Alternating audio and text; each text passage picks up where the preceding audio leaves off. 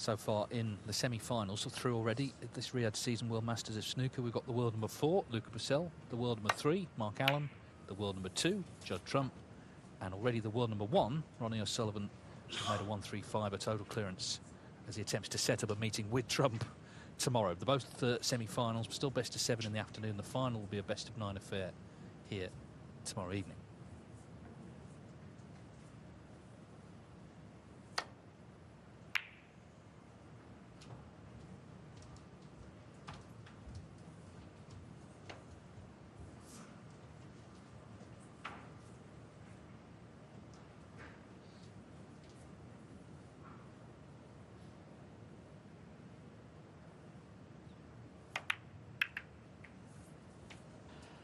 Interesting shot played by John Higgins there. I think the shot he'd like to have played would be the red in and out of baulk, but that golden ball was right in his way there.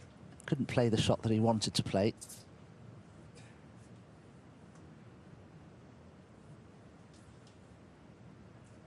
Oh, we saw a glimpse of the 2 reds. They're just set for the bottom jaw, and had they been set for the top jaw, I'm sure Ronnie would have attempted the plant.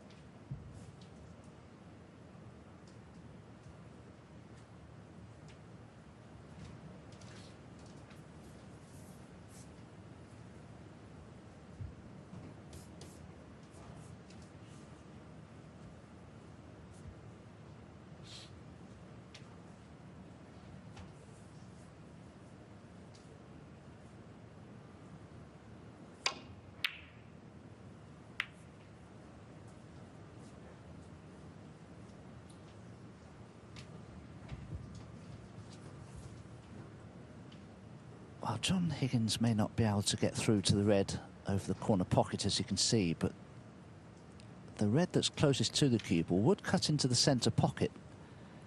But would you want to risk it, having witnessed that terrific 135 from Ronnie O'Sullivan in the first frame? If he were to foul that golden ball, it would be a 4-point foul.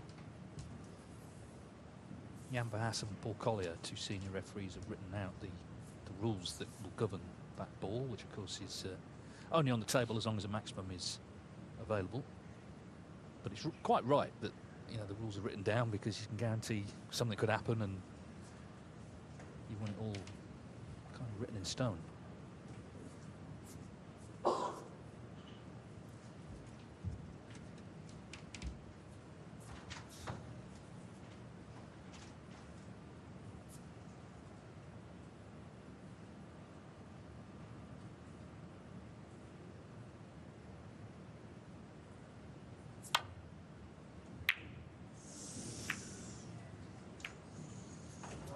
John felt that he had no choice there but to try and pop the red off the side cushion. It's not a difficult shot to judge, except that when you're behind the baulk cushion and you're so far away from the red, you can't really see the part of the cushion you actually need to hit to make the pot. But it's easy to judge when you're actually down this other end of the table where the red is. But it could be a very costly mistake. But that red that's just to the left of the pink is the only one that would appear that Ronnie can take on here. Thank you. Well, just someone moving in his eye line, so referee Tatiana Wollaston is asking them to be still.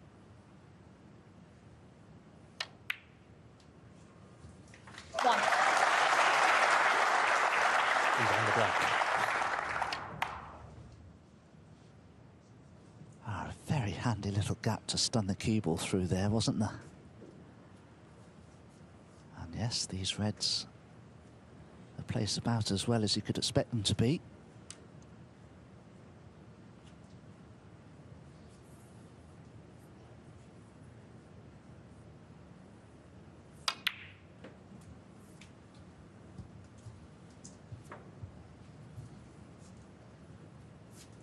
Eight.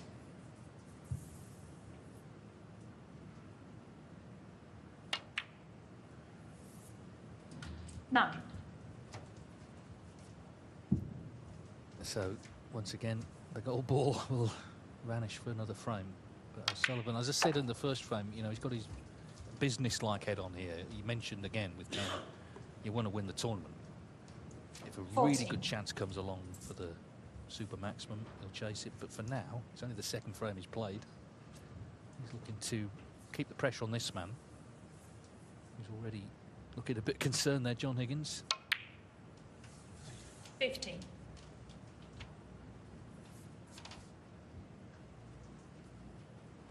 Yes, and rightly so. He hasn't potted a ball yet. I do like the way that Ronnie walks around the table and studies the situation of the balls. Something that he never used to do when he turned professional. That's why that record 147 in terms of the time it took to make the break will never 20. be beaten, in my opinion, because that particular time, the way Ronnie played the game, he just played for position on a ball, saw the shot and played it. He didn't walk around the table studying alternatives.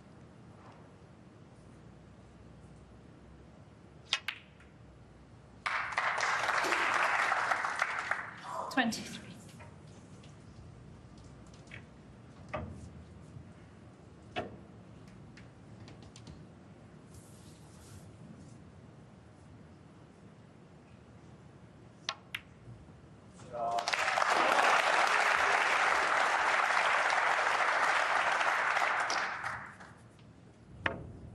$30.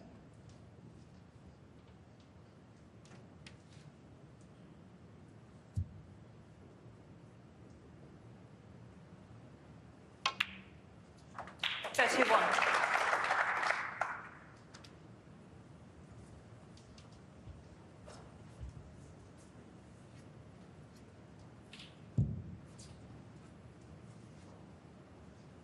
They are rather tricky to get on some of these reds. There's a big group of them below the pink spot there in the middle of the table. They're all blocking each other. If there is one player that can sort that problem out, it's this man here.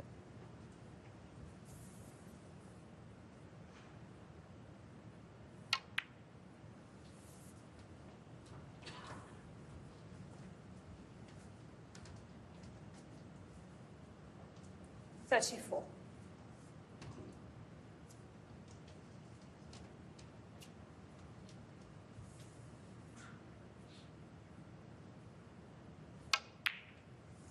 $35.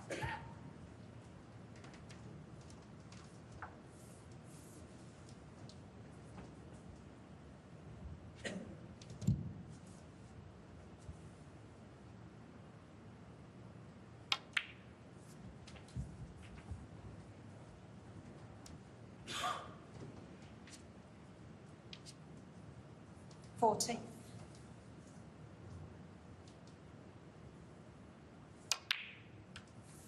$41.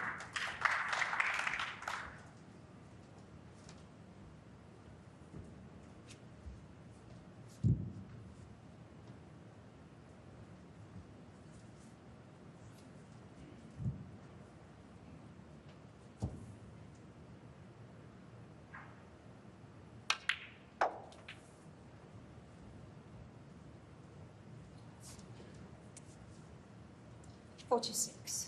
Well, you can see there's a gap through to this red, and by the looks of it, there's a plant just below it that will also go to the same pocket. 47.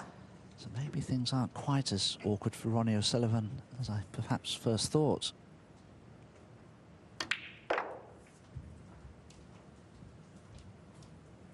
Ominous signs for John Higgins here already. 52. And in the second frame,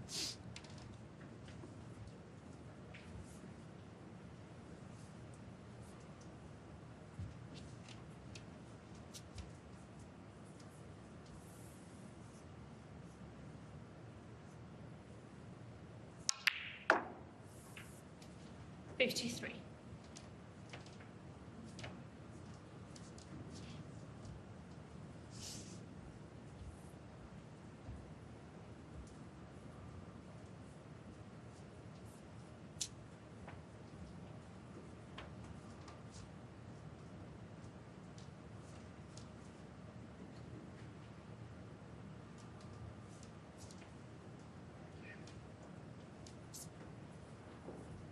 Ronnie's going to have a look, I think, at those two reds that look to be a plant, because he didn't really want to have to pot the pink because he knows it'll be tied up because it's spots occupied. But if that plant is available, then it virtually guarantees that Ronnie O'Sullivan will win the frame if he can pot this pink, because he doesn't need to pot too many balls to be safe.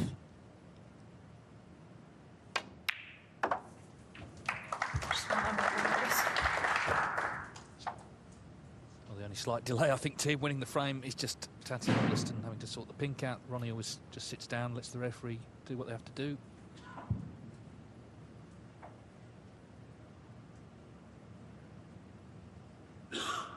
Thank you. 59.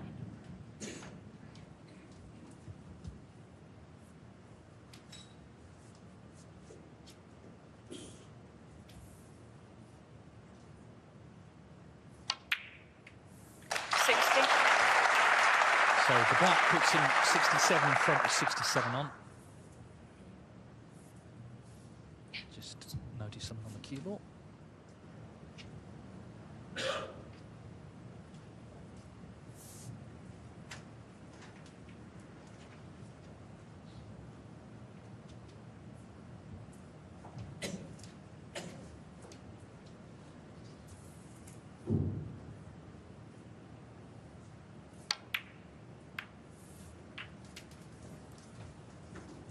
Back-to-back centuries to start, couldn't it? Now, Sean Murphy did that and he lost, so he's still only going to be 2-0, but even so, it's about as definitive a 2-0 as you could see.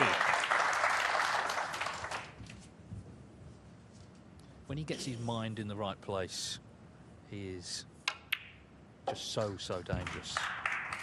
And he's come here clearly very determined to do well in this brand new tournament. 76.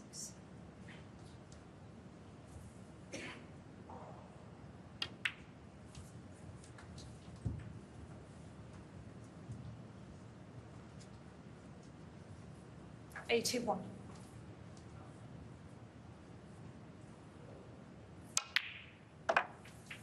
82.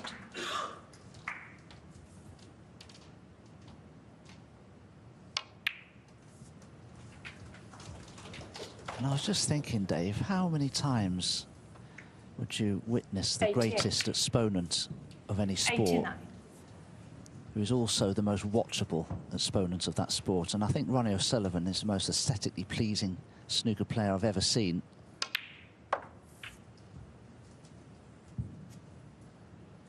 I think John Higgins would probably agree with that, and he's seeing it 95. from, I guess, the worst seat in the house, really. 96. If he sat there, it's because Ronnie O'Sullivan's monopolising the table. And as I say, he's going to start with back-to-back centuries. Just brilliant so far. 102. And the thing is, because he's renowned as such a talent, so many people expect him to produce this, but you know, you can't just click your fingers. It's quite remarkable how so late at night, 107. you're waiting to play, hasn't played on the table before, doesn't know how it's playing, he can come out and make two breaks like this.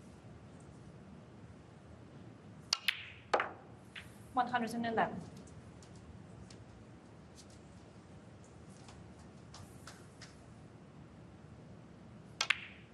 116.